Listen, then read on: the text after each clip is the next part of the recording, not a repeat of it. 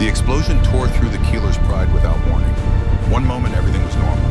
Quiet bridge, routine operations, the soft hum of systems that had run flawlessly for 8 months. The next moment, hell. Sound and light and fury erupted from somewhere deep in the ship's belly. Captain Elias Thorne was thrown from his chair, his head cracked against the deck. Stars danced across his vision. Around him, the crew scrambled as the ship bucked and twisted like a living thing in pain. Emergency lighting kicked in. Red, the color of blood and warning. Damage report. Elias pulled himself up, tasting copper. Someone give me a damage report. The main view screen flickered online, showing a sight that would haunt him forever. Debris, spinning out into space. Pieces of hull plating, conduits, equipment, and two figures in Vorik environmental suits tumbling into the infinite dark. Already dead, already gone. Hull breach on decks 3 and 4. Communications officer Sarah Voss's voice cracked with panic. Engineering sections completely vented. Elias forced himself to focus, to think, to be the captain 12 people needed him to be. 67 years old, 40 years among the stars, and every instinct screaming that this was how it ended. Seal the breaches, emergency bulkheads. Already sealed, Captain. Chief Engineer Mira Kazan pulled herself back to her station, blood running from a cut on her silver forehead. But we've lost Ven and Thasar. They were in the main engineering bay when the core blew. 2 dead, 2 of his crew, 2 people he'd promised to bring home safe. Elias gripped his command chair and forced down the grief. Grief later, survival now. What's our status? Mira's hands shook as she worked her console. Main engine is gone, Captain. Not damaged, gone. Vented into space along with our primary power core and both backup systems. The words hit like a physical blow. No engine meant no propulsion. No power meant no way home. Dead in space in the most literal sense. Emergency systems. Life support is running on backup batteries. Mira pulled up a damage assessment painted in shades of red. We have maybe 43 hours of oxygen. After that, the carbon dioxide buildup will kill us. 43 hours to live. The bridge went silent, except for the soft alarms still crying their warnings. Environmental controls. Heating is already failing, temperature dropping. We might keep life support running, but not heat. It's going to get very cold, Captain. Communications. Sarah looked up from her station, her face hollow. Local comms work. Long-range transmitter is offline. We don't have power to broadcast beyond a few thousand kilometers. So they couldn't even call for help. Couldn't tell their families what had happened. The Keeler's pride would simply vanish. One more mystery in the vast dark. Elias stood slowly, feeling every one of his 67 years. The crew looked to him, waiting, trusting, believing he had answers he didn't possess. All hands, this is the captain. He kept his voice steady through pure will. We've suffered a catastrophic engine failure. We have casualties. Emergency protocols are in effect. Stay calm. We will get through this. The words felt like lies, but what else could he say? He thought of Linnea, his daughter, 38 years old and still his little girl, waiting at home counting days until his return from this final mission, this last voyage before retirement. He'd promised her he'd come back. One more trip to the stars, then all the time in the world together. Promises. How easy to make. How hard to keep. The department heads arrived within minutes. Medical reported 2 dead, 3 injured. Life support confirmed Mira's grim assessment. 43 hours, give or take. 43 hours to find a miracle. Elias called a meeting in the ready room. His senior staff gathered around the small table. Mira, young Corbin Vale, the 26-year-old science officer who still saw wonder in every star. Sarah, Dr. Helen Vask, the ship's physician. 4 faces showing varying shades of fear and shock. Options, Elias said simply. I need options. Silence. Then Mira, I've been over the diagnostics. The engine isn't just damaged, Captain. It's gone. Even with a full repair facility, which we don't have, there's nothing left to repair. Can we jury-rig something? With what we don't have materials, don't have tools, don't have power to run fabricators even if we had materials. She looked down at her hands. I designed that engine, told everyone it was the safest system we'd ever built. And now, this wasn't your fault, Mira. Wasn't it? Enough. Elias kept his voice firm. Blame doesn't help. Focus on solutions. Corbin spoke up, his youth showing in his desperation. What about rescue? If we could send a distress signal, We can't broadcast far enough, Sarah interrupted. Even redirecting all emergency power to the comms array, we might reach a few million kilometers. That's nothing out here. This is empty space, no trade routes, no traffic. The odds of someone passing close enough to hear us are astronomical. We're as alone as it's possible to be, Dr. Vask added quietly. Outside the window, stars burn cold and distant, indifferent to 12 lives dying in the darkness between them. There has to be something, Corbin insisted. We can't just sit here and wait to die. We could send the signal anyway, Sarah said, even with limited range. It's a chance, a dangerous chance, Mira's voice was heavy. You know what kind of ships patrol these outer sectors? Pirates, raiders, the krill. Everyone knew about the krill, massive, cruel. They didn't just steal cargo, they took prisoners, sold them as slaves. The Vorik, with their intelligence and physical weakness, were considered valuable merchandise. If we send a signal and the wrong people hear it, Mira trailed Upard off. They'll find us helpless, Dr. Vask finished, unable to run, unable to fight. Elias had thought about this exact scenario for 30 years, ever since his mentor, Captain Valen, had faced the same choice. Valen had sent a distress call. Pirates found him first. The entire crew vanished. Elias had searched for years, never found even a trace. The fear had haunted him for 3 decades, and now the choice was his. Captain, Sarah's eyes were too old for 34 years. What do we do? Elias thought of Linnea, of the promise he'd made, of the daughter who'd already lost her mother and couldn't lose him too. If he did nothing, she'd never know what happened, would search for him the way he'd searched for Valen, would never find peace. But if he called out and monsters answered, I need to think, he said. Give me an hour. The staff left him alone with his impossible choice. Elias returned to the bridge and sat in his command chair. Emergency lighting cast everything in shades of red. He pulled up the photo he kept on his personal display. Linnea at her graduation. Pride and joy in every pixel. I'm sorry, he whispered. I'm so sorry. Captain. Corbin stood nearby, clutching a data pad. I was reviewing sensor logs from before the explosion. I found something you should see. Elias took the pad. Old signals scrolled across the screen. Electromagnetic echoes left by ships passing through this region. There's been traffic here, Corbin explained. Not recent, but within the last few years. At least a dozen different vessels. Pirates. Maybe, but look at this one. Corbin pointed to a specific pattern. This signature is human. Elias felt his pulse quicken. How old? 3 years. And Captain, it's not a transit signature. It's a distress beacon. A human ship. In distress. 3 years ago. Right here. Can you decode it? Corbin worked the controls. Static filled the bridge, then cutting through the interference, a voice. Human, female, strained but determined. Repeat, this is the UES Valor. We are under attack by unknown raiders. Civilian transport is damaged and cannot jump. We are moving to intercept.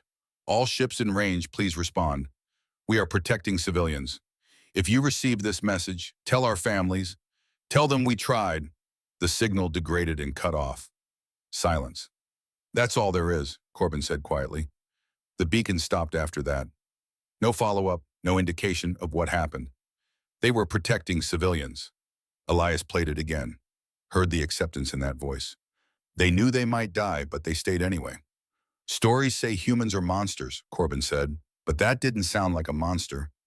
That sounded like a hero.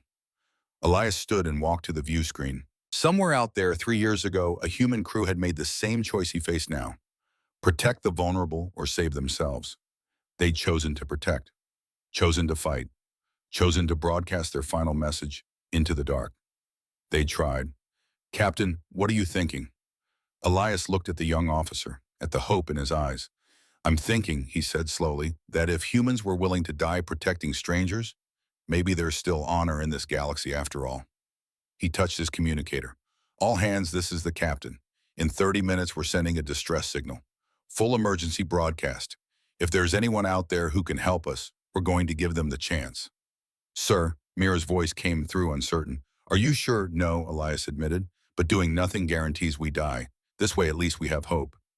The next 30 minutes passed in preparation. The distress signal was coded with everything a rescuer would need.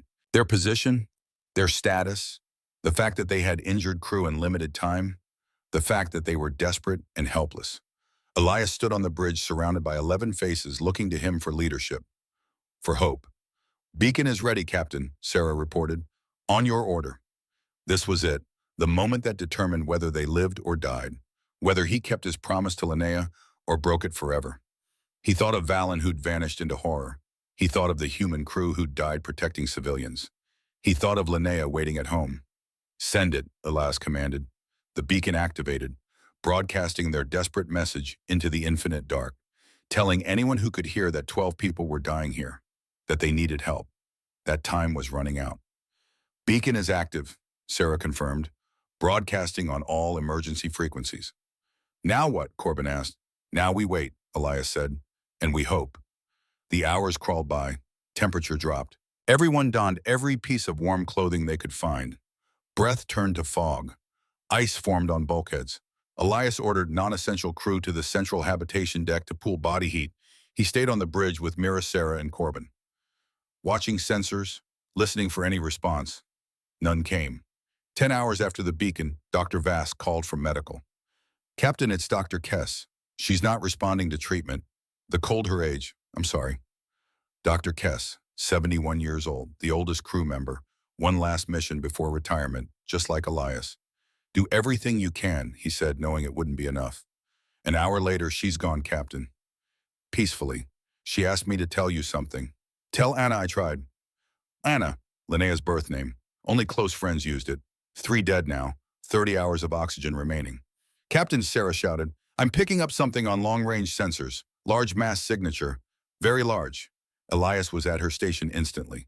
We're at 2 million kilometers enclosing, dropping out of hyperspace. Now. The view screen showed a shape emerging from nothing, huge, 20 times the size of the Keeler's Pride, bristling with weapons, scarred from old battles. A warship. Reading the signature, Sarah's voice shook. Captain, it's human. The word hung in the air. Human. The warriors, the monsters from the stories. They'd heard the call. They'd come. Salvation or doom.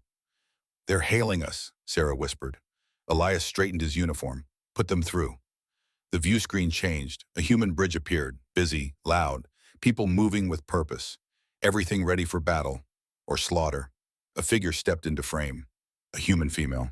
Short dark hair, brown eyes, strong features, dark uniform. When she spoke, her voice was firm and clear. Keeler's Pride, this is the U.S. Defiant. I am Commander Raina Ashford. She leaned forward. We received your distress call. What is your status? Do you require immediate medical assistance? Elias opened his mouth, closed it. The question was so direct, so focused. Not a demand, not a threat. Are you hurt? Do you need help, Captain Thorne? The commander's expression shifted to concern. Can you hear me? Yes, Commander. Elias found his voice. This is Captain Elias Thorne of the Vorik research vessel Keeler's Pride. Our main engines have failed. Life support is... We have approximately 30 hours of oxygen remaining. Understood. Ashford turned off screen.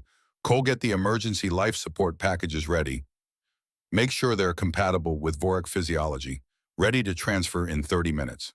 She turned back. Captain Thorne, do you have injured crew members? 3 dead, 2 from the explosion, 1 from the cold, 3 others with minor injuries.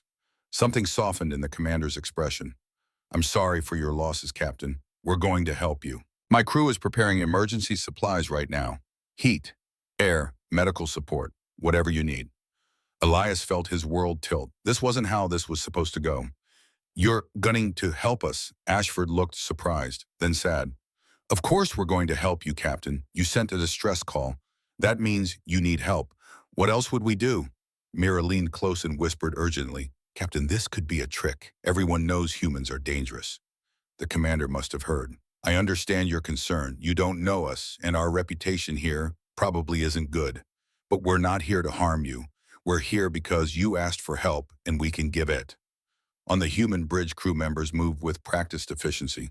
No weapons readied, no boarding parties, just rescue preparations. Commander Ashford, Elias said carefully, what do you want in return? The human looked genuinely confused.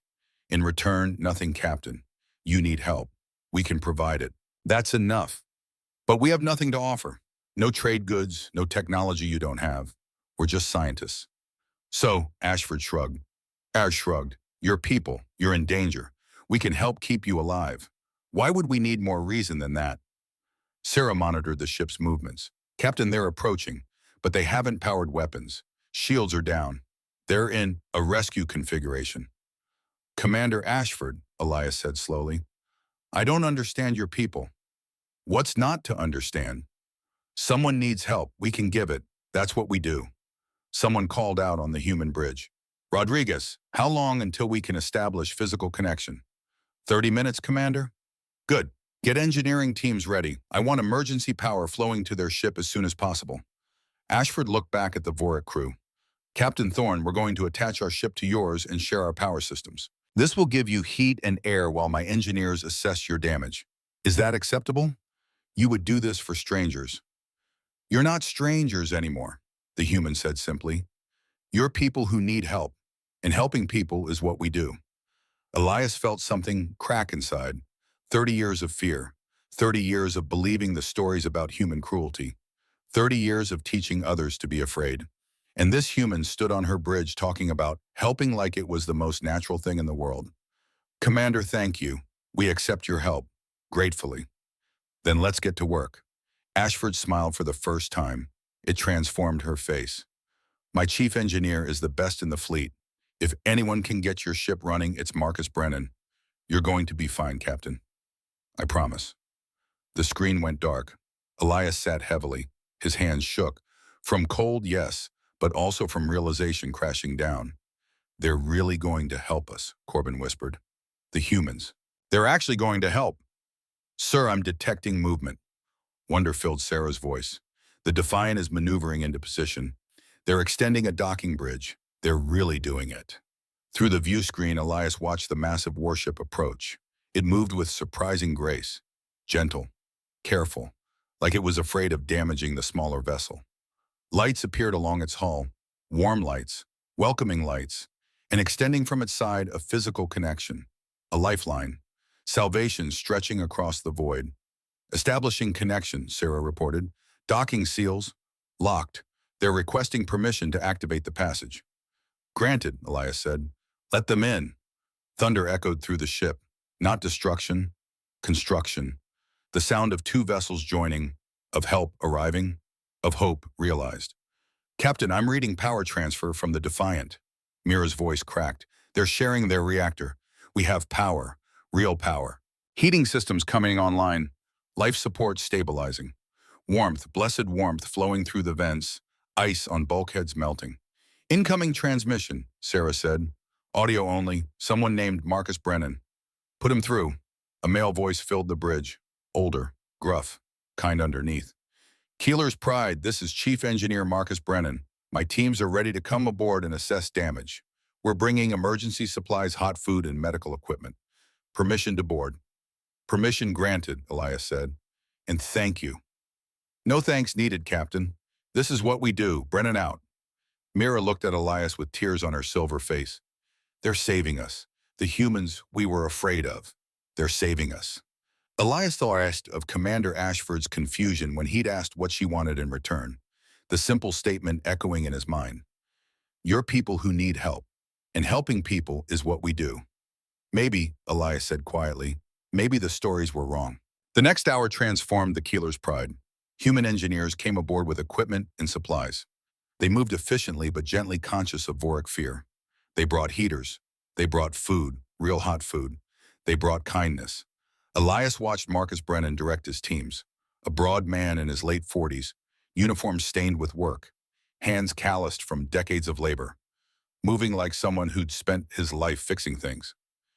Captain Thorne, Brennan approached, wiping grease from his hands. Got a preliminary assessment. Want to talk somewhere private. In a small conference room, Brennan pulled up holographic schematics highlighting damage in red. Not going to sugarcoat it. Your main engine is gone. Completely. The explosion vented your entire engineering section. He zoomed in. But good news, hull integrity is solid everywhere else. Power distribution intact. Your crew did excellent work with emergency protocols. You saved lives, Captain. Can you repair the engine? Brennan rubbed his jaw. Repair no. Replace maybe. The Defiant carries fabrication equipment. If we can manufacture key components, and if your systems are compatible with our power cores, we might get you moving. How long? 4 hours minimum, more likely 6, maybe longer. Hope flickered. That's possible then. We're going to try our damnedest. Brennan leaned back. Your engineer, Mira Kazan, she's brilliant. The engine design you had was elegant, really elegant. When we get you home, I'd love to talk theory with her. Some efficiency principles could revolutionize our systems. You want to learn from us? Why not? Good ideas are good ideas, regardless of where they come from. Brennan stood. I should get back to work. But Captain, you should know something. Commander Ashford. She doesn't give up, ever. If she says we're getting you home, we're getting you home. After Brennan left, Elias sat processing, adjusting to a reality that didn't match anything he'd been taught. The intercom chimed. Captain, this is the bridge. We have a situation. Peace shattered. What kind? Long-range sensors detected new contacts. Multiple ships, unknown configuration, headed this way. He was moving before the sentence finished. Sarah looked up as he entered, her face pale. 3 ships, Captain, large, military grade. They dropped out of hyperspace 4 million kilometers out. Can you identify them? Working on it. Configuration doesn't match Vorik or human designs. Weapon signatures are extensive. These are warships. Mira pulled up tactical. Intercept course, 90 minutes until they reach us. Have they made contact? No, sir, they're just coming. Elias touched his communicator. Commander Ashford, are you seeing this? The commander's voice came back immediately. We see them, Captain. 3 vessels. Krill design, if I'm reading correctly. Krill, ice through Elias's veins. They detected our beacon, Ashford continued, or detected us responding to it. Either way, they know we're here. Commander, the Defiant can still jump to hyperspace. You're not trapped. You can leave before they arrive. A pause, then. Captain Thorne, please report to my bridge. We need to talk. 5 minutes later, Elias stood on a human warship bridge for the first time. Overwhelming, screens everywhere, crew moving with precision, weapons displays showing firepower that could level cities, a machine built for war, and in the center stood Commander Raina Ashford. Captain Thorne, she gestured to tactical, showing approaching Krill vessels. 3 Dreadnought-class warships, heavily armed. Their crews are known for violence and cruelty. They trade in slaves and stolen technology. I know what the Krill are, Commander. Then you know what happens if we're not here when they arrive. Elias looked at the floor. They'll take my crew, sell us as slaves. We're valuable, intelligent, easily controlled. That's not going to happen. Commander, you should leave. You've already saved our lives. You've done more than enough. Ashford was quiet. Then, how long do your engines need? Chief Brennan estimates 4 to 6 hours minimum. And the Krill will be here in 90 minutes. Yes. So if we leave now, your ship still can't run. You'd be helpless when they arrive. That's not your problem, Commander. Isn't it? Ashford faced him fully. Captain, are you asking me to abandon you? I'm telling you we understand. You came to help, and you did. You gave us heat and air and hope. You tried to repair our engines, but now there's danger and you have your own people to think about. And what about your family? You have a daughter, don't you, Linnea? Elias's breath caught. How do you know her name? Your personal log was broadcasting on an open channel. We heard some before you knew we were here. You promised her you'd come home. I did, and I meant it. But that's not your responsibility. Ashford looked at him with an unreadable expression. Captain Thorne, let me ask something. If our positions were reversed, if my ship was broken and yours could run, what would you do? Elias thought about it. His people were scientists, not fighters.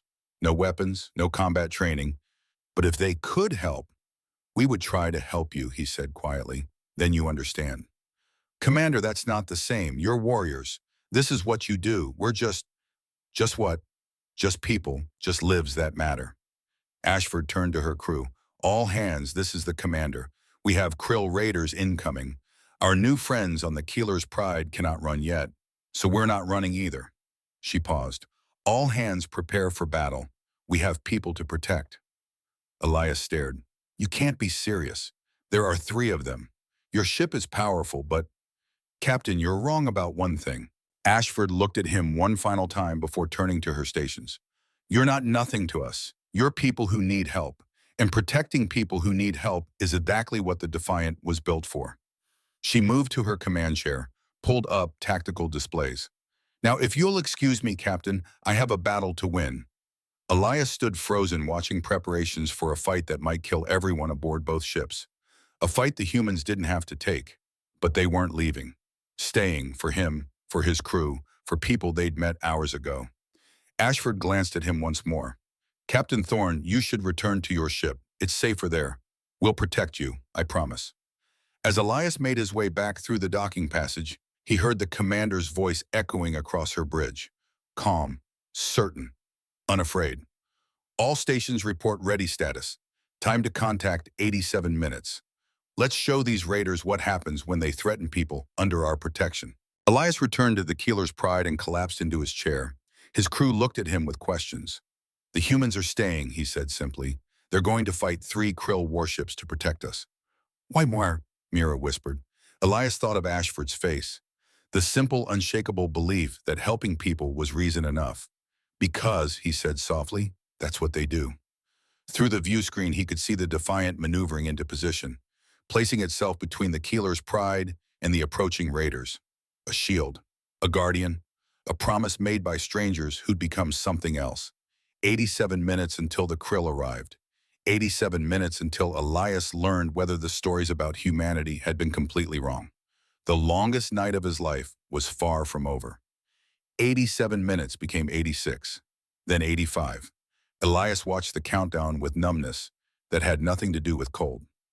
The human ship had given them heat, light, hope, but hope came with a price, and that price maneuvered into defensive position between his vessel and 3 incoming Krill warships.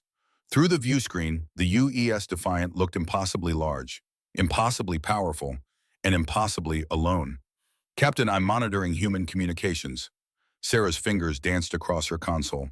They're running battle drills, testing weapons, coordinating shield harmonics. They're actually preparing to fight. Of course they are, Mira said softly. They said they would. But why? Corbin turned from his station, young face twisted with confusion. They could jump to hyperspace right now, be gone before the Krill know they were here. Why risk death for us? Elias had no answer. He'd spent 67 years learning the galaxy's rules. The strong prey on weak. Everyone looks out for themselves. Trust is luxury reserved for your own kind. Truth's as fundamental as gravity. And in 2 hours, a human commander had shattered everyone. Incoming transmission from the Defiant, Sarah said. Commander Ashford requesting to speak with you, Captain. Put her through. The view screen shifted to the human bridge. The change from an hour ago was stark. Battle stations manned, tactical displays glowing red and gold, crew moving with focused intensity. This was what the Defiant was built for. Commander Raina Ashford stood at the center studying a holographic battlefield display. She looked up as connection established. Captain Thorne, status update. Chief Brennan reports he can get your engines operational at 60% power within 4 hours. You'll be able to maneuver. Not jump yet, but move. That gives us options. 4 hours, Elias repeated. The Krill will be here in 84 minutes. I'm aware, which is why I need you to do something for me. Anything. Keep your crew calm, keep them safe, and trust that we know what we're doing. She paused. We've fought the Krill before. We know their tactics, their weaknesses. We're going to protect you, Captain. That's a promise. Elias wanted to ask how she could be certain. Wanted to point out 3 against 1 mathematics. Wanted to beg her to save herself. But something in her eyes stopped him. Certainty beyond confidence. Determination bordering on sacred duty. Commander, he said instead, why are you really doing this? Ashford was quiet. Then I lost people once. People I should have saved. People who called for help that came too late. Her jaw tightened. I won't let that happen again. Not while I'm still breathing. The transmission ended. Elias sat back processing. The commander wasn't fighting for glory or profit or even ideals. She was fighting because she'd failed someone before. Fighting to redeem a past she couldn't change by saving a future she could. Fighting for ghosts and guilt and desperate need to be better than her worst moment. Captain, Corbin's voice pulled him back. Permission to speak freely. Granted, Bon. I want to help, we all do. The young officer gestured at the bridge crew. The humans are going to fight for us. Risk their lives. We can't just hide while they die. What would you have us do? We're not soldiers. We have no weapons, no combat training. We're scientists, sir. We have minds, knowledge, skills they might need. Elias looked at his crew, faces too young or old for war, bodies built for research, not battle. The Vorik were everything the Krill weren't it, weak, fragile, helpless in real fights. But Corbin was right. They weren't useless. Sarah, can you establish direct link to the Defiance tactical systems? I think so, yes. Why can you? Because our sensors are more sophisticated, our predictive algorithms more advanced, our communication analysis cutting edge. Elias stood feeling purpose crystallize. We can't fight, but we can help them fight smarter. Hope flickered across young faces. Mira looked up. Captain, if we integrate our systems with theirs, we become targets, I know. We're already targets, Mira. At least this way we're useful. He touched his communicator. Commander Ashford, this is Captain Thorne. I have a proposal. 73 minutes to contact. Elias stood on the Defiance bridge again. This time with Corbin and Sarah each carrying data pads loaded with Vorik sensor protocols. Commander Ashford studied the information with sharp attention. You can predict attack patterns based on engine harmonics. With reasonable accuracy, Corbin explained. Krill ships use brute force propulsion. They leave distinctive energy signatures when maneuvering. Our algorithms can analyze those signatures and project their next tactical positions 3 to 5 seconds before they arrive. 3 to 5 seconds. Lieutenant David Park, the first officer, shook his head. That's an eternity in combat. Exactly. Ashford turned to tactical. Rodriguez, can we integrate their sensor feed into targeting? The young woman at weapons nodded. Give me 20 minutes, Commander. You have 10. Ashford looked at Sarah. And you can decrypt Krill communications. Not decrypt exactly, Sarah said, but I can identify command patterns. When they're coordinating attacks, repositioning, about to fire. The Krill use very regimented protocols. Predictable. Predictable is good. Predictable we can exploit. Ashford crossed arms thinking. Captain Thorne, if we do this, your people will be directly involved in combat operations. That's a line you've never crossed. I know. The Krill won't see distinction between human crew and Vorik consultants. If we lose, if they board. I know, Elias repeated. But Commander, you're fighting for us. The least we can do is help you fight smarter. Something shifted in Ashford's expression. Respect, perhaps. Recognition. One captain understanding another. All right, Rodriguez Park, get them integrated. Make it happen. She turned to Elias. Welcome to the crew, Captain. Let's show these bastards what happens when good people work together. The next hour blurred with technical integration and frantic preparation. Corbin worked with Defiant sensor operators, teaching them to read Vorik analytical displays. Sarah plugged into communications, her mind racing to decode Krill transmissions. And Elias watched humans and Vorik working side by side, watched barriers of species and culture dissolve under shared purpose, watched the birth of something he'd never thought possible. Contact in 42 minutes, Park announced. All stations are ready. Ashford stood at her command station, hands clasped behind her back. Calm, centered, ready. Captain Thorne, you should return to your ship now. With respect, Commander, I'd like to stay, if you'll have me. She considered, then nodded. Observer Station 4. Stay out of the way. Don't touch anything. If I order you to leave, you leave. Understood. Understood. Elias settled into the observer position and strapped in. Around him, the Defiance bridge hummed with controlled energy. This was what a warship looked like, preparing to do the thing it was built for. This was what warriors looked like when they chose to stand. 38 minutes, someone called. Through the view screen, space looked deceptively peaceful. Stars scattered like diamonds on black velvet. The Keeler's Pride floating nearby, small and vulnerable. Beyond nothing but darkness. But Elias knew what was coming through that darkness. He'd seen Krill ships before from a distance. Massive. Brutal. Designed for overwhelming force. 3 of them against 1 human vessel. Mathematics simple. Terrifying. Commander, I'm picking up transmission. Sarah's voice cut tension. From the Krill fleet, they're hailing us. Put it through. Let's see what they want. The view screen changed. Peaceful starfield vanished, replaced by interior of a Krill warship. Dark, industrial, ugly, and in center nightmare given form. Commander Varkos stood nearly 8 feet tall, thick gray skin covered in scars from 100 battles, muscles like corded steel, teeth designed for rending flesh, eyes holding no mercy.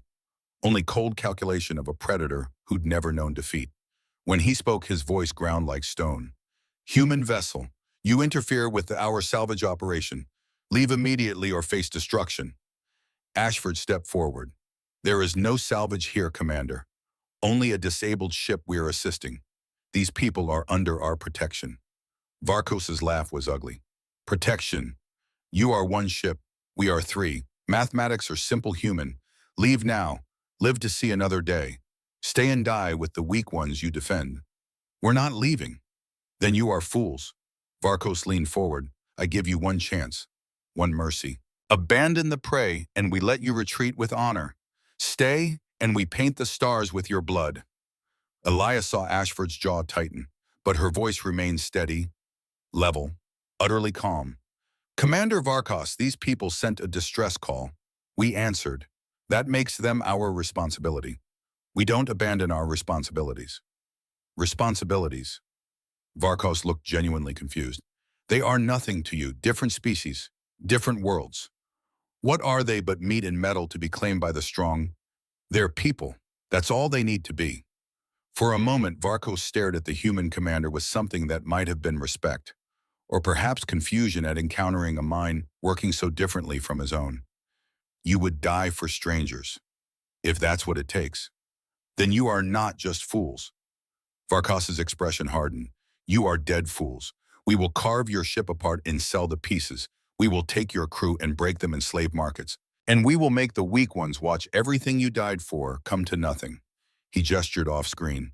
The image changed. Video footage. Old. Grainy. But clear enough. Prisoners in cages. Vorik prisoners. Beaten.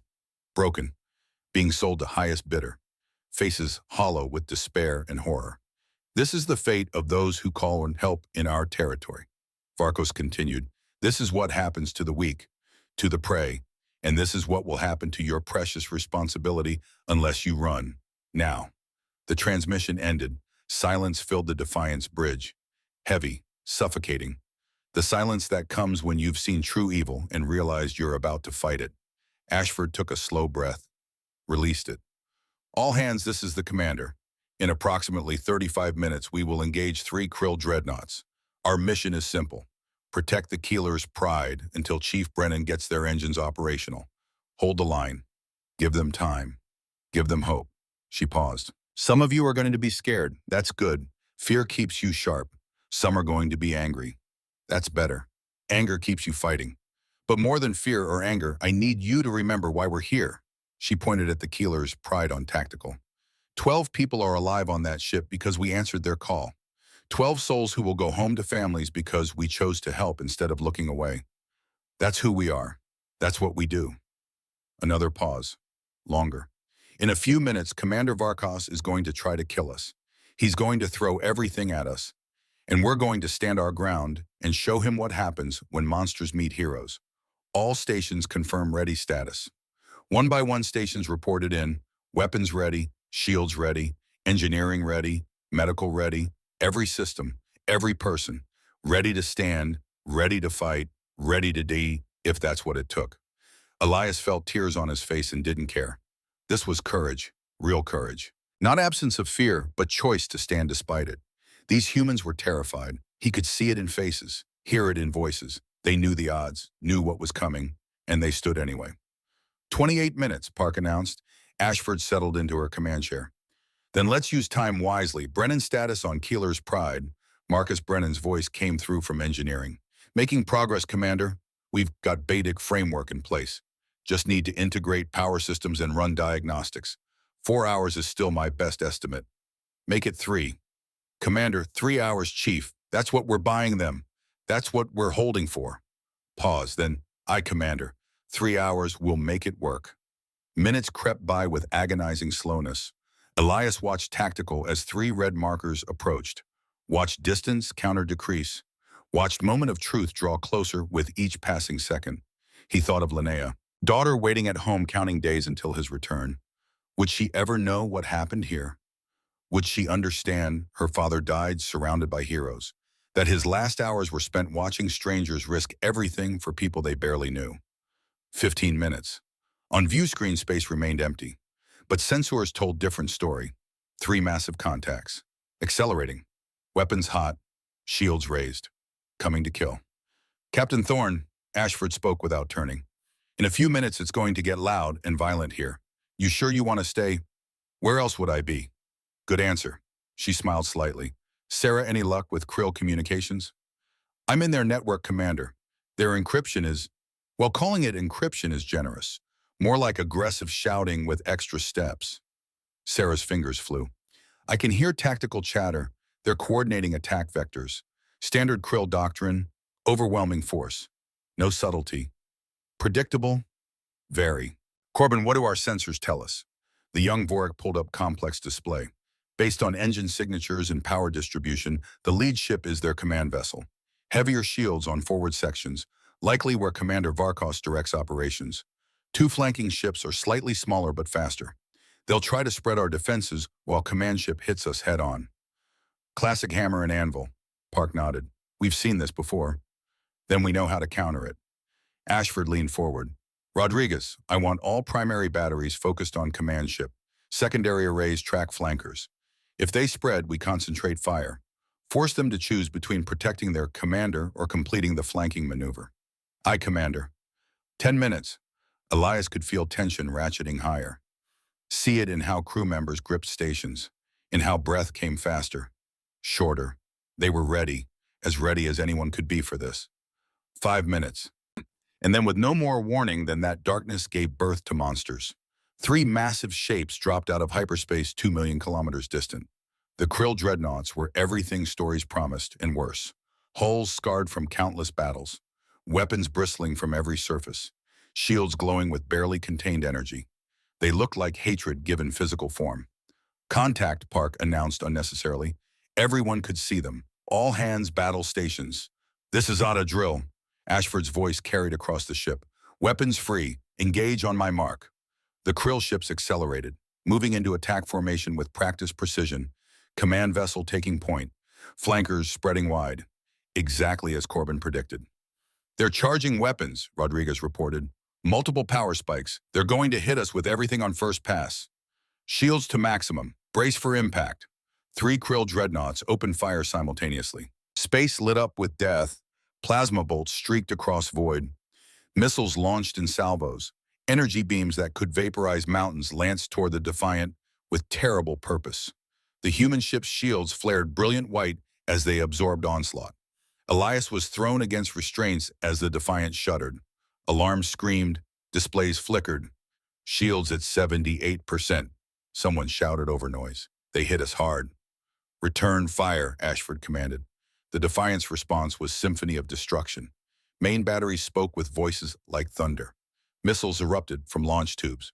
Point defense systems spun up to intercept incoming fire. Through viewscreen, Elias watched as human weaponry found its mark. Lead Krill ships' shields flashed and buckled under concentrated barrage. Armor plating melted. Hull sections vented atmosphere and debris. But Krill didn't falter, didn't retreat. They pushed forward, trading blow for blow, absorbing damage that would cripple lesser vessels. Direct hit on target 1, Rodriguez called on. Their forward shields down to 40%. Keep firing, don't give them time to regenerate. The battle became brutal exchange. Defiant focused fire on command vessel, while 2 flankers circled like sharks launching attacks from multiple angles. Shields flashed continuously. Hull plating buckled under strain, and people started dying. Hull breach section 7. Damage control officer's voice was tight with stress. Sealing bulkheads. We have casualties. Medical teams respond, Park ordered. Elias watched in horror as tactical updated. Red indicators spreading across Defiant's schematic. Each one representing damage, injury, death. People dying to protect him, to protect his crew. Ensign Rodriguez is down, someone shouted. Medical to port weapons platform. Ashford didn't flinch, didn't hesitate. Transfer fire control to secondary station. Keep those guns firing. The battle raged for 30 minutes that felt like 30 hours. The Defiant gave as good as it got, but mathematics remained brutal. 3 against 1. 3 sets of weapons. 3 sets of shields. 1 human ship standing alone against darkness. Commander Krill are adjusting tactics, Sarah called. I'm reading increased chatter on command network. They're going to focus fire on Keeler's Pride. Everything stopped for a heartbeat. All power to starboard shields, Ashford ordered. Park, reposition us. Put us between Krill and Keeler's pride, nothing gets through. The Defiant maneuvered with surprising grace, putting itself directly in line of fire, becoming shield of metal and heroism. The Krill unleashed everything, all three ships, all weapons, focused on the one point where Defiant tried to protect the vulnerable. Shields failed. Shields down, someone screamed. Hull breaching on multiple decks. Reroute power from non-essential systems, Ashford commanded. Her voice remained steady even as her ship was torn apart. I want those shields back up. We're trying, Commander, but an explosion rocked the bridge. Consoles exploded in showers of sparks. Crew members thrown from stations. Lights failed. Emergency lighting kicked in, bathing everything crimson. Elias tasted blood, felt pain in ribs. But he was alive. Still alive. Damage report. Ashford pulled herself back to feet. Blood ran from cut above her eye. Main weapons offline, Rodriguez reported, voice shaking. We're down to 60% firepower. Hull breaches on 17 decks. Fires in sections 4, 9, and 12. And Commander, she paused, we've lost 12 crew members, 47 wounded. 12 dead, 12 families that would receive news that loved ones died protecting strangers, just like the 3 Vorik who'd died before humans arrived. Status on Keeler's Pride. Undamaged, Commander. Our shields held. Good. Ashford wiped blood from her eye. That's what matters. All remaining weapons continue firing. We're not done yet. Through view screen, Elias could see result of Defiant's sacrifice. One Krill ship was listing badly trailing debris and atmosphere. Command vessel showed significant damage across hull. Even third ship, relatively unscathed, was repositioning. They'd hurt the Krill, but the cost. Captain Thorne, Mira's voice came through his communicator. We need you back on Keeler's Pride. Now. I'm on my way. He unstrapped from observer station. Around him, Defiant's crew continued desperate fight. Wounded officers manned stations. Engineers rushed to patch hull breaches. Medical teams triaged injured in corridors become field hospitals. And through it all, they kept fighting, kept standing, kept protecting. Elias made his way through corridors filled with smoke and emergency lighting, past crew members carrying wounded, saw cost of heroism written in blood and sacrifice. A young human woman was being carried past on stretcher. She couldn't have been more than 23. Uniform burned, leg twisted at sickening angle, but she was alive, medics working on her with practiced efficiency. Tell my mom, she whispered as they passed. Tell her I did the right thing. Elias didn't know her name, didn't know anything about her except she'd been stationed near Vorik's shelter, the one that would have been destroyed if Krill attack had penetrated Defiant's shields. She'd been protecting them, and she'd paid the price. By the time Elias reached Keeler's Pride, his hands shook. Not from cold, not from fear, from weight of what he'd witnessed. Captain, Mira met him at airlock, silver face streaked with tears and engine grease. We have a problem, a serious problem. Show me. They rushed to engineering where Marcus Brennan stood, surrounded by holographic schematics and sparking equipment. The human engineer looked exhausted, burned, but still working. Captain Thorne, he looked up. We've got engines to 60% power. You can maneuver, but there's a complication. He pulled up display showing Keeler's Pride's engine room, or what was left of it. Power transfer from Defiant is keeping us alive, but it's also creating feedback loops in our repair systems. If I disconnect to finish repairs, you lose heat and air. If I keep connection, I can't complete final integration. How long to finish? 90 minutes, maybe less if everything goes perfectly. Brennan wiped sweat. But I need Defiant's reactor output steady for that entire time. And right now, he didn't need to finish. Right now, Defiant was being torn apart. There's another problem. Mira brought up different schematics showing connection between ships. Docking bridge is taking damage from battle. If Krill scored direct hit on this section, it could sever connection explosively. Backlash would damage both our power systems and theirs. Elias understood immediately. Defiant couldn't disconnect safely, couldn't maneuver freely, couldn't retreat even if Ashford wanted to. They were tied together, one ship fighting, one helpless, both trapped until repairs complete or everyone dead. Captain, what do we do? Before Elias could answer, ship lurched. Impact. Close. Too close. That was near miss, Sarah's voice through intercom. Krill are targeting docking connection. Of course they were. Obvious tactical choice. Destroy connection, both ships die. Defiant from system overload. Keeler's Pride from loss of power. Simple, efficient, brutal. How much longer can Defiant hold? Elias asked. Brennan looked at displays, a damage report streaming from human ship. Honestly, I don't know. They're taking a beating. But they're still fighting, still holding the line, still dying for us, Elias thought. He returned to bridge, looked at his crew, faces aged years in the past hour. They'd heard explosions, felt impacts. New people were dying to protect them. Captain, Corbin approached hesitantly. Permission to speak. Granted. We're just sitting here. While they fight, while they die. We're scientists. We're supposed to solve problems. There has to be something we can do, some way to help. Elias looked at the young officer, saw himself 40 years ago, full of idealism and desperation to matter. And suddenly an idea began to form. Sarah, our sensors are still integrated with Defiant's tactical systems. Yes, sir. And our communication analysis algorithms are running. Yes, but can we use them not just to listen, but to broadcast? Sarah's eyes widened. You want to feed them false information. Not false, misleading.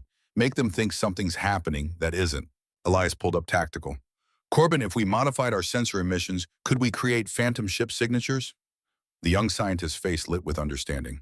If we modulate output frequency and piggyback on residual energy from battle? Yes. Yes, we could create what looks like multiple ships approaching. Signatures would be weak, but in all this sensor interference, Krill might not realize they're fake until it's too late. Mira nodded slowly. It's psychological warfare. Make them think reinforcements coming. Will it work? Sarah asked. I don't know, Elias admitted. But right now Defiant is fighting 3 ships alone. If we can make Krill hesitate, make them second guess, give humans even a few minutes of breathing room, it's worth trying. Corbin already running calculations. I can have algorithm ready in 10 minutes. Do it. Sarah, prepare to broadcast on all Krill tactical frequencies. I want them to see and hear exactly what we want them to. As his crew worked, Elias contacted Commander Ashford. The human commander appeared on screen, looking like someone who'd been through hell, blood and sweat and determination written across face. Captain Thorne, unless you're calling to tell me your engines are ready, this isn't a good time. Commander, I have an idea. It's risky. Probably won't work, but I'm listening, Elias explained quickly. Phantom ships, false sensor signatures, attempt to make Krill think reinforcements arriving. When he finished, Ashford was quiet for a long moment. Then she laughed. Actually laughed. Captain, that's either brilliant or insane. Possibly both. She turned to tactical officer. Rodriguez, coordinate with Vorik sensor arrays. If they're going to sell this illusion, we need to sell it hard. When those phantom contacts appear, I want us to act like cavalry just arrived. Understood. Yes, Commander. Captain Thorne. Ashford looked at him with something that might have been pride. Welcome to the fight. Let's show these bastards what happens when people work together. 15 minutes later, Corbin looked up from console. Algorithm is ready, Captain. On your order. Elias thought about everything that led to this moment. Explosion that killed his crew. Distress call sent in desperation. Human ship that answered. Battle being fought in his name. All of it leading to this, to Vorik scientists and human warriors standing together against darkness. Sarah broadcast the signal. Let's give them something to worry about. Broadcasting now. On every Krill sensor screen, reality suddenly shifted. New contacts appeared. Multiple signatures dropping out of hyperspace. Distance 1 million kilometers and closing, 10 ships. An entire fleet. Coming fast. Sarah simultaneously hijacked their communication frequencies, broadcasting fragmented messages, sounding like fleet coordination. Baker Squadron confirming vector. Reinforcements inbound, ET, a 6 minutes. All ships weapons free. The effect was immediate. Krill attack faltered. Ships broke formation, repositioning to face new threat. It's working, Corbin shouted. They're buying it. For 90 precious seconds, Krill hesitated, divided attention, pulled back assault on Defiant while they assessed new tactical situation. 90 seconds the Defiant used ruthlessly. All batteries target damaged Krill ship, Ashford ordered. Full spread. Take it down while they're confused. Human warships' remaining weapons spoke with concentrated fury. Every gun, every missile, everything they had left focused on weakest target. Krill ship's shields collapsed. Hull split open, and in flash of white light and expanding gas, it died. 1 down, 2 to go. But Commander Varkos was not fooled for long. They're scanning phantom signatures, Sarah reported. Their lead ship is realizing. Captain, they know it's fake. On view screen, Varkos's face appeared, and he was no longer cold and calculating. He was furious. You dare trick me, the cruel commander's voice shook with rage. You dare make fool of Varkos. I will tear your ships apart piece by piece. I will make your deaths, last days I will... You'll do nothing but die screaming, Ashford interrupted. That's one of your ships gone, Commander. Want to try for two, Varkos roared, an actual roar that seemed to shake communication channel. All ships ramming speed, destroy them both. I don't care about cost, kill them all. Transmission cut off, and space became hell. Two remaining Krill ships charged forward with suicidal abandon. Not firing weapons, not maneuvering tactically, just pure hate-driven acceleration aimed at ramming Defiant into scrap. They've lost their minds, Park shouted. They're going to try to ram us. All power to forward shields, Ashford commanded. Brace for impact. This is going to hurt. Elias watched in horror as two massive warships bore down on Defiant. Watched as human ship poured every erg of power into defensive shields. Watched as Marcus Brennan, still aboard Keeler's Pride, worked desperately to finish engine repairs while world ended around him. Krill ships were seconds from impact when space tore open. New signatures, real ones this time. Ships dropping out of hyperspace with perfect precision. Two human vessels, UES Mumbai, UES Sentinel, and four Vorik defense ships, smaller than human warships, lightly armed by any combat standard. But there, present, real. Leading them all, a voice Elias recognized with shock so profound he couldn't breathe. Father, we tracked your beacon, hold on, we're coming. Linnea, his daughter, his brilliant, beautiful, brave daughter, who'd promised to wait safely at home, had instead gathered Rescue Fleet 8 and jumped into war zone. The reinforcements opened fire as one. Human weapons and Vorik precision combining into storm of coordinated destruction. Krill ships committed to ramming run couldn't maneuver in time, couldn't avoid fate they'd earned, couldn't escape price of threatening wrong people. The battle lasted another 17 minutes. But outcome was never in doubt. 6 ships against 2. Fresh vessels against damaged ones. Coordinated tactics against blind rage. When it was over, one Krill ship was a cloud of expanding debris. Other Varkos's flagship was crippled and drifting. And space was quiet again. Quiet except for sound of Elias Thorne weeping. Because his daughter had come. Because humans and Vorik had worked together. Because in galaxy full of darkness and cruelty, heroes were still real. And because in engine room of his ship, Marcus Brennan had completed final connections moments before reinforcements arrived, had given everything to fix ship that wasn't his, for people who weren't his species. Captain, Mira's voice was soft, you should come down here, to engineering. Marcus, he wants to talk to you. Elias made his way through corridors that felt different somehow, sacred, changed by what had happened here. Marcus Brennan sat on deck of Keeler's Pride's engineering section, his leg twisted at impossible angle, burns-covered arms and face, but he was smiling. Got your engines working, Captain. 90% power. You can jump. You can go home. Chief Brennan. Marcus. Friends use first names. The human engineer coughed. Blood flecked his lips. Learned that from working with Mira. She's brilliant, you know, absolutely brilliant. The things she understands about power distribution, you should be proud. Your whole species should be proud. Marcus Medical is coming. You're going to be fine. Nah. He shook his head. Don't think so, Captain. Took too much radiation when containment field flickered. Did what I needed to do, though. Fixed your ship. Kept my promise to Commander Ashford. He looked up with eyes already losing focus. Tell my kids. Tell them Daddy loved them more than all the stars in the sky. I will. I swear I will. And Captain, tell Mira to finish engine design we were working on. The Brennan-Kazan hybrid drive. She'll know what I mean. Tell her to make it beautiful. Marcus Brennan died with a smile on his face.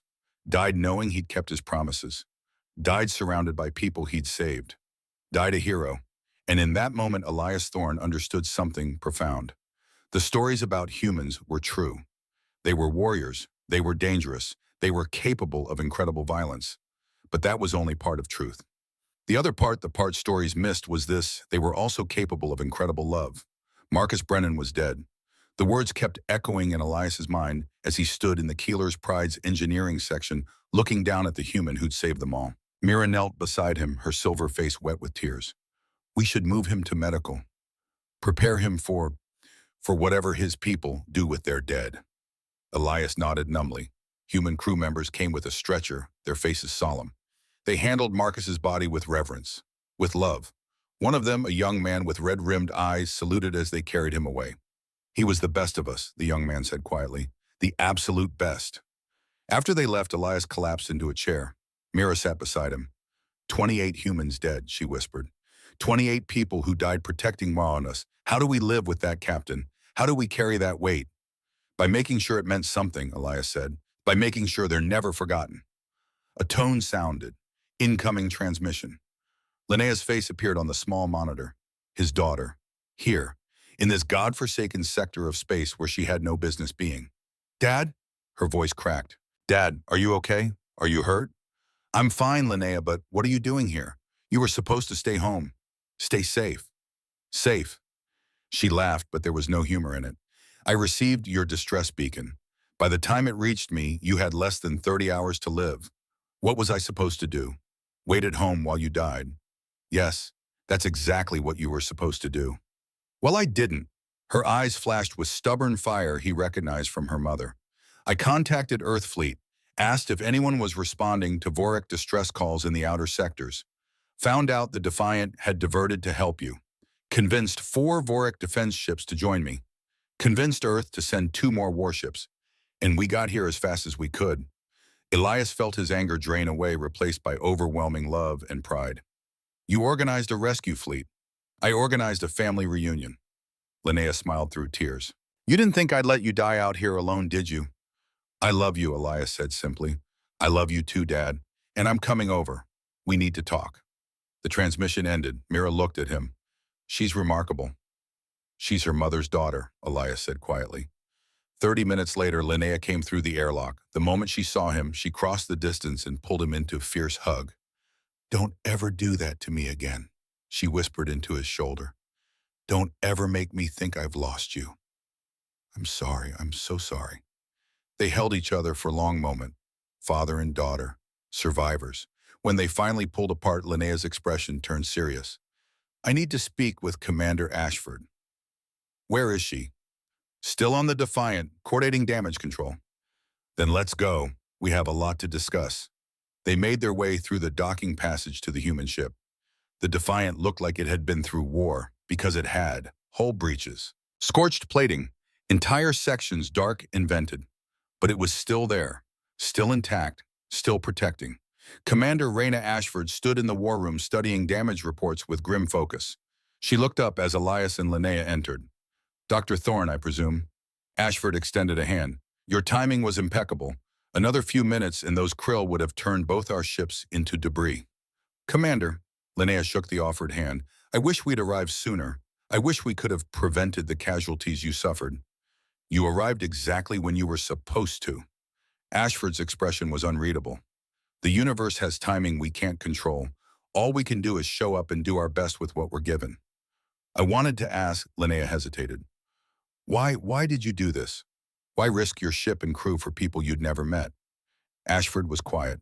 Then she pulled up a photo on her display. An older couple, smiling, happy.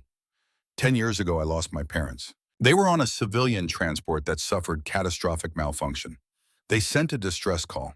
By the time help arrived, everyone aboard was dead. She looked at the photo. "I became who I wished had been there for them. Someone who answers when people call. Someone who doesn't calculate odds or weigh costs. Someone who just comes." She looked at Linnea. "Your father called. We came. That's all there is to it." "It's not all there is to it," Linnea said firmly. 28 of your crew died protecting strangers. That's not nothing, Commander. That's everything." "I know." Ashford's composure cracked just enough to show grief beneath. "I know what it cost. Every name, every face, every family that's going to receive notification their loved one isn't coming home. I know." "Then let me ask you something." Linnea stepped closer. "What can we do to honor them? How can we make sure their deaths meant something?" Ashford looked surprised. "Tell people. Tell the Vorik what happened here. Tell them humans and Vorik fought together, died together, saved each other. Tell them that the distance between species is smaller than we think, and that bridges can be built if we're willing to try." "I will," Linnea nodded. "I promise you, Commander. I will tell everyone." 7 days later, they held the memorial service.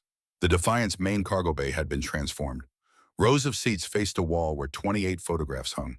28 faces, young and old, different backgrounds, united only in the choice they'd made to stand against evil, united in death.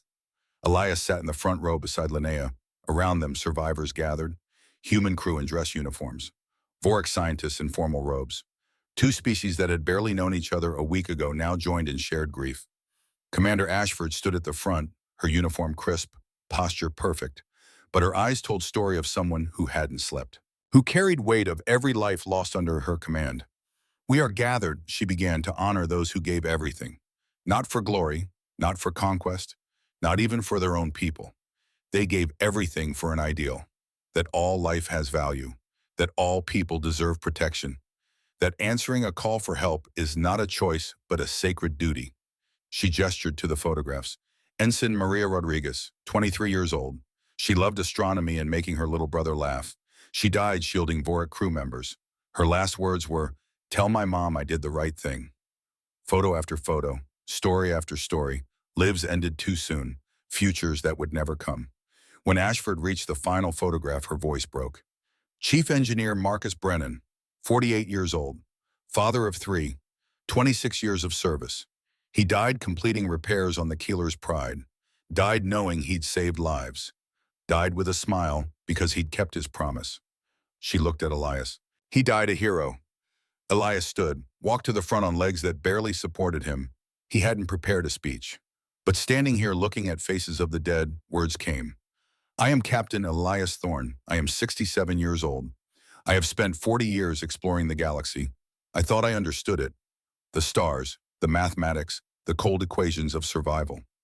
He paused, looking at the photographs. "I was wrong. I'd understood nothing." He turned to face the assembled crews, human and Vorik, living and grieving together. These people died for strangers. They stood against impossible odds for people they'd never met, for people who weren't even their own species. And in doing so, they taught me something I'd spent a lifetime refusing to learn. His voice strengthened. "They taught me that courage isn't the absence of fear. It's the choice to stand despite it. They taught me that honor isn't about glory or recognition. It's about doing what's right when no one is watching. They taught me that the highest calling isn't to your own people or your own world. It's to all people, all worlds, all life that calls out in the darkness." Elias looked at Marcus Brennan's photograph, at the face of a man he'd known for hours but would remember forever. "Chief Brennan told me that friends use first names. In those few hours we knew each other, he became my friend. And friends don't let friends be forgotten." He addressed the human crew. "I swear to you, your people will not be forgotten. The Vorik will know what happened here. We will know what you sacrificed. And we will honor it. Forever." Mira stepped forward, clutching a data pad. "Marcus and I were working on a revolutionary engine design, a hybrid system combining human power generation with Vorik efficiency. We were going to call it the Brennan-Kazan drive." She held up the pad. "I've completed it. It will produce 3 times the power of conventional systems using half the fuel. And I'm sharing complete specifications with both Vorik Science Council and Earth Engineering Command. Free. No patents, no restrictions. This technology belongs to everyone, as Marcus believed all knowledge should." She placed the pad on a table beside the photographs. Commander Ashford stepped forward. "On behalf of Earth and United Earth Fleet, I accept this gift, and I offer one in return." She pulled up holographic display. "The Vorik Science Council has voted to establish the first permanent Vorik-Human Alliance.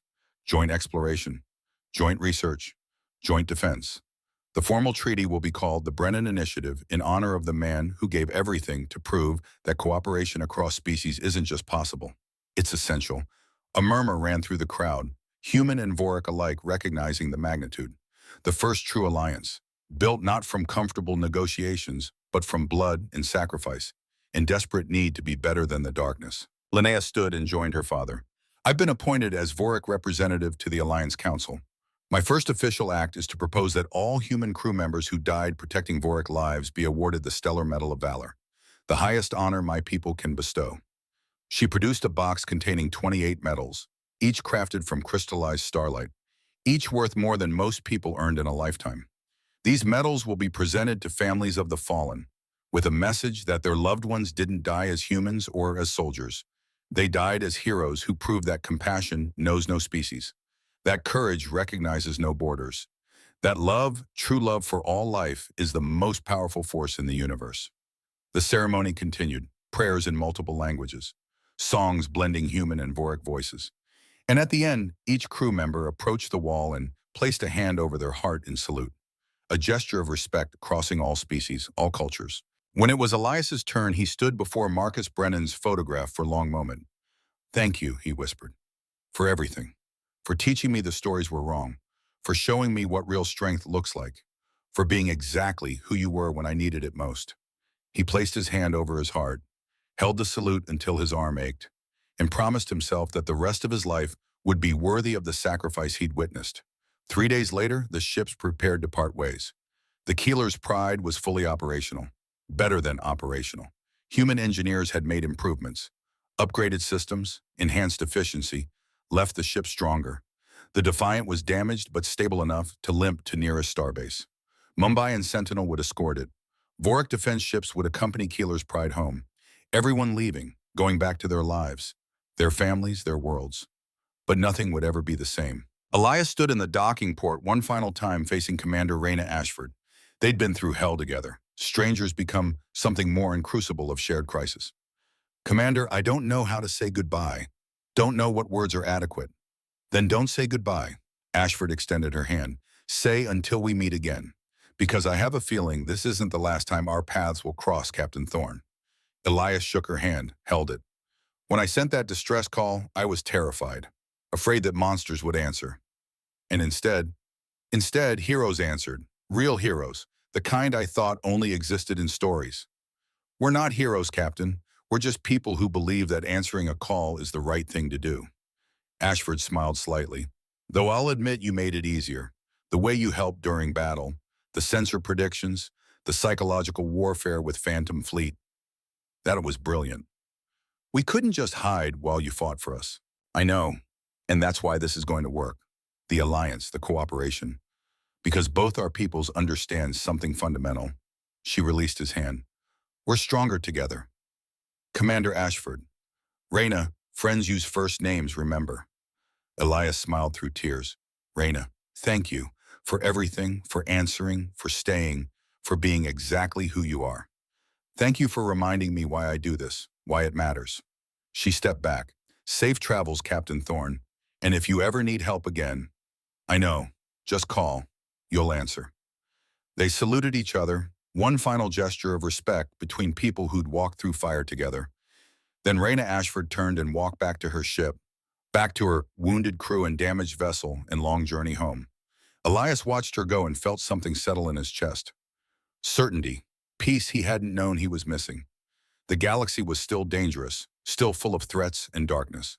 But it was also full of people like Raina Ashford, people like Marcus Brennan, people who stood when they could run, who protected when they could profit. Heroes, real ones, and that made all the difference. 6 months later, the council chamber on Vorik Homeworld was packed. Representatives from a dozen worlds sat in concentric circles, all facing the raised platform where Elias Thorne stood. He wore formal robes of a chief ambassador, a position he'd accepted despite every intention of retiring, a position he'd taken because the work was too important, because Marcus Brennan had died to build a bridge, and Elias would spend the rest of his life making sure that bridge remained standing. "The Brennan Initiative has exceeded all projections," he reported. "In 6 months, we've established joint research stations on 3 worlds, human and Vorik scientists working together on projects ranging from medical research to advanced propulsion. The knowledge exchange has been extraordinary." He pulled up holographic displays showing results. New technologies, breakthrough discoveries, innovations neither species could have achieved alone. More importantly, we've established the Joint Patrol Program. Mixed crews, human and Vorik, now patrol the outer regions. In 6 months, they've responded to 47 distress calls, saved over 3,000 lives. Human, Vorik, and a dozen other species. Murmurs of approval. "But numbers don't tell the whole story," Elias continued. "The real story is in the friendships being formed, the barriers being broken, the discovery that the distance between species is smaller than we ever imagined." He showed images of mixed crews working together, humans and Vorik side by side. "We were afraid," Elias said quietly. "For generations we feared humans. We told stories of their violence, and some of those stories were true. Humans can be dangerous. They can be violent. He paused. But they can also be the most courageous, compassionate beings you'll ever meet. They can stand against impossible odds for people they barely know. They can sacrifice everything for strangers. They can look at someone completely different and see not an alien, but a friend. He showed a final image, a memorial on Earth, a statue of Marcus Brennan, wrench in hand, helping another figure. The other figure was Vorik, was Mira Kazan, two engineers from different worlds working together to build something better. The inscription read, "He answered the call." "This is what we're building," Elias said. "Not just an alliance of convenience, not just a treaty on paper, but a true partnership, a recognition that all life has value, that all people deserve protection, that the highest calling is not to serve your own species, but to serve life itself." The vote was unanimous. The Brennan Initiative would continue, would expand, would grow into something that might change the galaxy. After the session, Elias walked through government corridors with Linnea beside him. "You did well in there, Dad. Very diplomatic." "I meant every word." "I know, that's why it worked." She smiled. "Have you seen the latest enrollment figures for Joint Training Program?" "I haven't." "Are they good?" "I may have, though." "They're extraordinary. More applicants than we can handle. Young Vorik, who want to serve on mixed crews, who want to learn from humans, who see the alliance not as political necessity, but as opportunity." They emerged onto a balcony overlooking the city. Below, life continued normal rhythms. People going about their days, children playing, families together, all alive in a galaxy slightly less dark. "Linnea, I need to tell you something." "What is it?" "I'm not retiring. Not yet. Maybe not ever." Elias looked at his daughter. "I thought I'd done my part, served my time, earned my rest. But what happened out there, what Marcus and all those others did, I can't walk away from it." "I know, Dad. I never expected you to." "You're not angry. I promised I'd come home. Be there for you. You are home. This is where you belong. Building bridges, honoring the dead by making their sacrifice mean something." Linnea took his hand. "Besides, I'm doing the same thing. The Harmony is being refitted as a joint patrol vessel. Mixed crew. We ship out in 3 weeks. You're going back out there. Someone has to answer the calls, and I can't think of a better way to honor what happened than to be the kind of person who answers." Elias pulled her into hug. "Your mother would be so proud of you. She'd be proud of both of us." They stood together, watching the city, watching a future being built on a foundation of sacrifice and hope. 3 weeks later, Elias stood on the bridge of a new ship, not the Keeler's Pride, which had been retired to a museum, but a vessel purpose-built for the new era. The VRS Unity, a joint design, human engineering and Vorik science combined, and powered by the first production model of the Brennan Kazan drive, Mira's masterpiece, Marcus's legacy. The crew was mixed, 30 humans, 30 Vorik, all volunteers, all believers in the mission, to patrol the outer regions, to answer distress calls, to stand between darkness and those who couldn't protect themselves.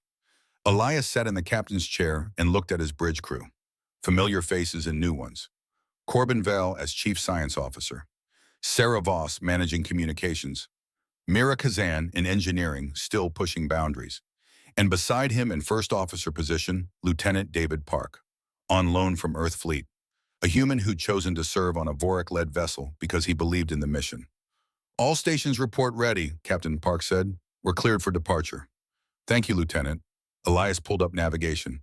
Their first patrol route stretched across sectors that had once been too dangerous, that had been domain of pirates and raiders. But not anymore. Not with Joint Patrol Program active, not with ships like Unity standing watch. "Captain, incoming transmission," Sarah announced. "It's from the Harmony." On screen, Linnea's face appeared. She sat in her own captain's chair on her own ship, looking professional and confident and ready for anything. "Unity, this is the Harmony. We're in position at Sector 77 Alpha, ready to begin patrol." "Copy that, Harmony. Stay safe out there." "You too, Dad. And remember, answer every call, I know." He smiled. "Good hunting, Captain Thorne." "Good hunting, Ambassador Thorne." The transmission ended. Elias sat back and took a deep breath.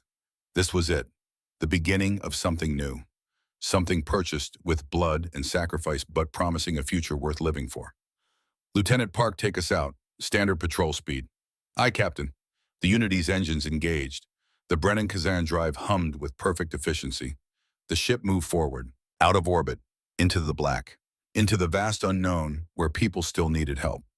They'd been underway for 3 hours when Sarah called out, "Captain, I'm picking up a distress beacon. Unknown species, they're reporting life support failure.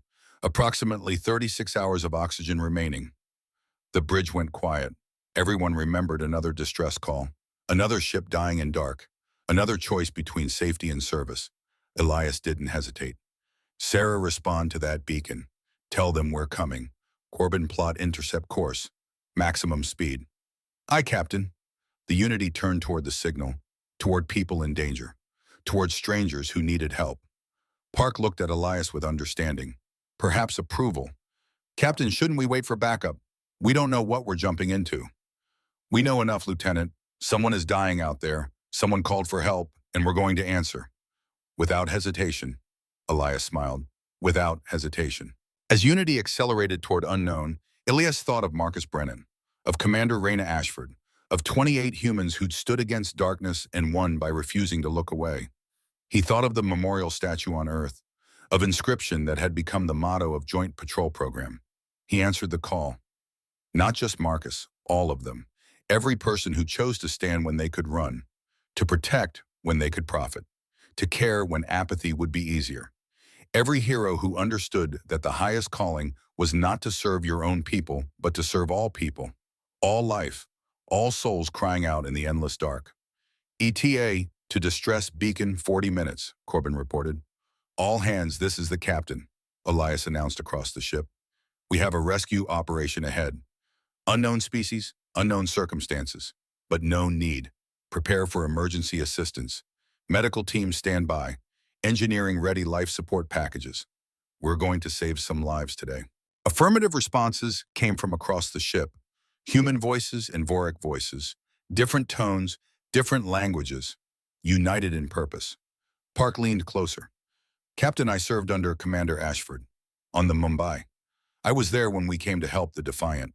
When I saw what happened that day, I knew I wanted to be part of this. Part of something bigger than myself." "We're all part of it, Lieutenant. All of us who choose to answer." The Unity raced toward the distress call, toward people who needed hope, who needed proof that the galaxy held more than just predators and prey, who needed to learn what Elias had learned 6 months ago, that heroes are real, that courage exists, that compassion crosses all boundaries, and that when you call out into darkness, sometimes angels answer, angels in form of people who believe that protecting life is the highest calling, that answering calls for help is not a choice, but a sacred duty, that building bridges between worlds is more important than building walls. Angels who stand when they could run, who sacrifice when they could save themselves, who look at strangers and see friends they haven't made yet. Angels who answer. Elias Thorne sat in his captain's chair and watched stars stream past. 67 years old, 40 years among those stars, and finally understanding what it all meant. Not the science, not the mathematics, not cold equations of survival, but warm truth of connection, of compassion, of courage. The truth that Marcus Brennan had died to prove, that Raina Ashford had bled to defend, that Linnea had risked everything to honor. The truth that distance between strangers and friends is just one answered call, one extended hand, one choice to stand together instead of falling apart. "Captain, the ship we're rescuing is hailing us," Sarah said.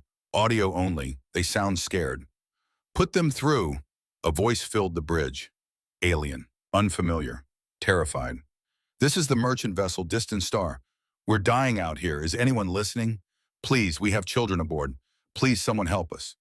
Elias keyed his communicator, spoke with calm certainty of someone who'd learned what real strength looked like. "Distant Star, this is Captain Elias Thorne of the VRS Unity. We hear you. We're coming to help. You're going to be fine. That's a promise, Wetchies." A sob of relief came through speakers. "Thank you. Oh, thank you. We thought we were alone." "You're not alone, not anymore. Help is on the way. Hold on just a little longer." He ended transmission and looked at his crew, at humans and Vorik working together, at the bridge of a ship that represented everything good the galaxy could become. 38 minutes to intercept, Corbin reported. "Then let's make them count. All stations confirm ready status. We have people to save." The Unity flew on through darkness, A ship full of heroes who didn't know they were heroes, who would have laughed at the description, who would have said they were just doing their arms, just answering the call.